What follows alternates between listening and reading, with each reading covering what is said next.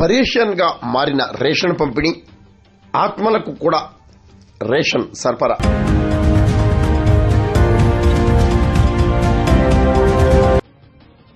కాకినాడ జిల్లా పెదపూడి మండలంలో ఆత్మలకు కూడా రేషన్ పంపిణీ జరుగుతుందా అంటే అవుననే సంకేతాలు వెలువడుతున్నాయి. గత వైఎస్ఆర్ కాంగ్రెస్ పార్టీ ప్రభుత్వ హయాంలో వాలంటీర్లు చేతివాటం ఫలితంగా రేషన్ కార్డుల జాబితా నుండి మృతులను తొలగించకపోవడంతో నేటికి ఆయా మృతుల పేరుతో ఆత్మలకు రేషన్ పంపిణీ కొనసాగుతున్నట్లు బహిరంగ ఆరోపణలు వినిపిస్తున్నాయి. కేంద్ర రాష్ట్ర ప్రభుత్వాలు కోట్లాది రూపాయలతో రేషన్ పంపిణీ అమలు చేస్తుండగా క్షేత్రస్థాయిలో మాత్రం రేషన్ పక్కదారి పడుతున్నట్లు కూడా బహిరంగ రహస్యమే.